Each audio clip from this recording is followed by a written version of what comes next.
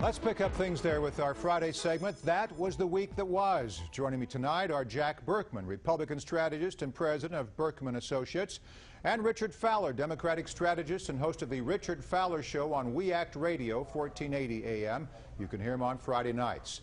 So the British press is shaking Mitt Romney like a rag doll. Richard, is it fair criticism or press-generated hype?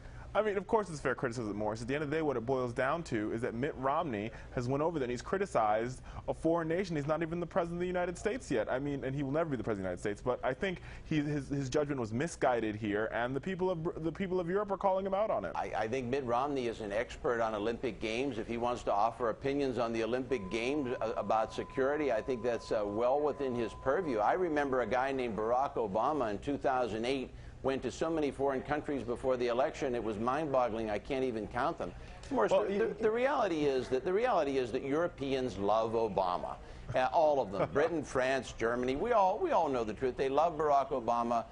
They want to get rid of anybody in his way. Obama is enormously popular in Europe. And that's just the way it is politically. Oh, come on, Jack. At the end of the day, I mean, don't be mad at President Obama because he can gather bigger crowds than Mitt Romney can.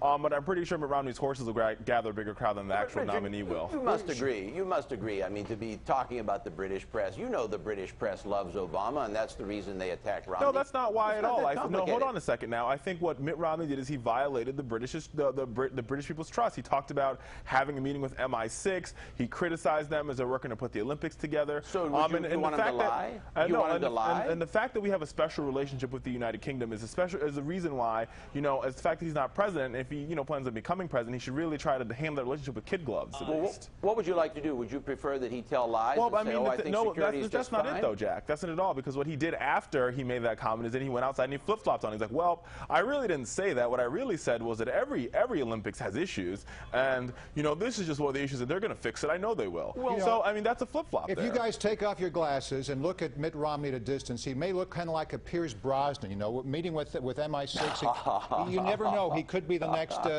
GoldenEye. Well, if he loses, James Bond, right? Romney heads to Israel next. He plans to meet with Prime Minister Benjamin Netanyahu. Today, President Obama announced another $70 million in aid for Israel. What's at stake here, Jack? Oh, I think Israel, Romney, either president, let's face it, the big problem is Obama has not had a solid relationship with either Israel or the Jewish community. Obama, with what he has said about the 67 borders, Obama as a president has alienated the state of Israel in every possible way that a U.S. president can alienate the state of Israel. That's our principal ally in the Mideast. The relationship is in tatters. In every way it can be in tatters. That's just not true. Anyone, oh, you know it's true, Richard. I'm surprised you didn't take the other position. Anyone could do a better job with Israel. Literally anyone. That's not true. At the end of the day, Obama. I think what we've seen from President, I think the people of Israel want peace in the Middle East, and we've seen the president push towards that. He ended the war in Iraq, and he's ending the war in Afghanistan. He's worked on. He stood up and said that Assad needs to step down in Syria, and those are all steps in the right direction to achieving Middle East peace. But Richard, what does that have to do with the relationship with Israel? Because it's about regional stabilization. I think the Israeli people will tell you it's about stabilizing the region. Yeah, but the Israeli people will also tell you they don't like his position on the borders. But to answer the question, though, Jack, is it not true that President Obama has worked on stabilizing the region? Well, sure, he's worked on stabilizing the region. And he's done a good job at stabilizing said region? Listen, Richard, the man who stabilized the region was George Bush. Really? You opposed. Are you serious? You opposed. I predicted 2 wars, that's stabilization of a region? I predicted many years ago that the only thing the Democrats would have to take credit for in 2012 was the Iraq War.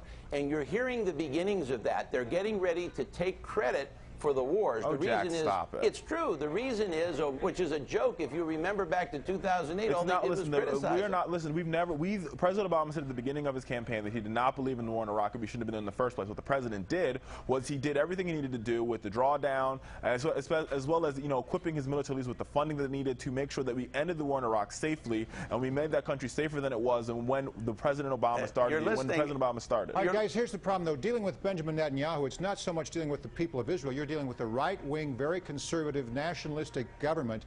It would be tough for any Democratic president to get along with Netanyahu, wouldn't it, Jack? Well, that's true. Republicans, yeah, you're right about that. I'll concede that. I'll stipulate that. Republicans have a better natural ability, and they kind of have a better starting point for dealing with Israel. It's almost like dealing with the Saudis. Those regimes all prefer a conservative government. But the reality is, Morris, Obama, even for a Democrat, I mean, Bill Clinton had done a good job with Israel. He had Israel in a good place by the end of the 90s. That relationship was very strong. He had the gift of schmooze, I've got to give you that. Meantime, lawmakers in Congress still playing a game of chicken with the U.S. economy. This week, the Senate held 2 votes on taxes, a Republican plan extending all the Bush-era tax cuts, and a Democratic plan extending them only to families making less than $250K a year.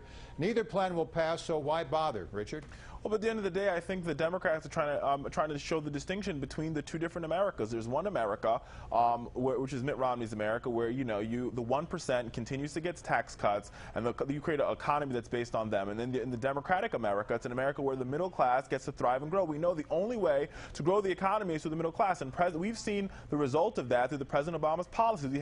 We've had 9 consecutive quarters of GDP growth. We've created 9.9 million jobs, and on top of that, we've seen 6.7% in GDP growth since the president took office. You've created 9.9 million jobs, but you had quite a low starting point, so that's not much of a... Exactly, because of George W. Bush's policies. You're completely right. Jack, I agree with you 100%. I agree with you 100%, Jack. On taxes, Morris, the problem is, here's the problem. You listen to Richard's argument, the 1% or 2% that he's talking about, they pay almost all of the federal taxes in the United States. So if you're not going to give this group a tax cut, where you're heading in this society is in about 10 years, you'll have fully 90% of the U.S. population eats, sleeps, and exists for its own purposes and really makes no social contribution, pays nothing in terms of federal taxes. You know better than that. That's I mean, true. Anybody who's taken Economics 101 in college will tell you that the only way you grow the economy is by alluring consumers to spend, and the consumers are the middle class. And why don't we see any compromise? That's the problem here, Jack and Richard. The Republicans, they're just having this ongoing match between each other. I want to say what kind of a match it is. It starts with the P, but I won't say that on television. But that's what they're doing. They're just kind of hosing down each other. Well, you could compromise, Morris. I mean, you could take it all the way up to, say, $2 million in income or $5 million in income. Even that wouldn't be fair because the people above that still pay such a disproportionate amount of the overall federal tax in the country. But Boehner has floated numbers like that to the Democrats. My understanding of the process in the House, well, and the Senate, is that nobody will go above the 250 demarcation. The Democrats at this point aren't even considering anything above. All right, both candidates spoke to the VFW's conference in Nevada this week. Romney was pretty tough on Obama's foreign policies. He also tied the president to defense cuts taking place in January. He did that in Virginia earlier this month. Is Obama responsible for sequestration or not, Jack? Well, I would hold him responsible, Morris. I don't think there's any question about it. When you look at the overall spending picture, when you look at the whole thing, I mean, if you look at the whole balanced budget argument, Obama from the start, if you look back to last year, where does this end?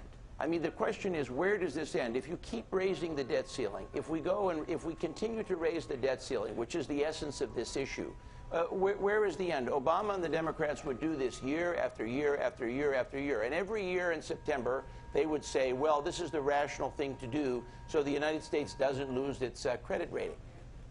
Richard? I mean, first of all, this is the truth of the matter is when it comes to raising the debt ceiling, this has been a non-issue until we elected 80 members of the Tea Party that are led by Michelle Bachmann, the leader of the band of maniacs, I would argue. And what they've done is they've turned this government and they've turned this economy in the wrong direction. Well, do you want to keep raising the debt ceiling? Hold on a second now, Jack. Sequestration is all on them.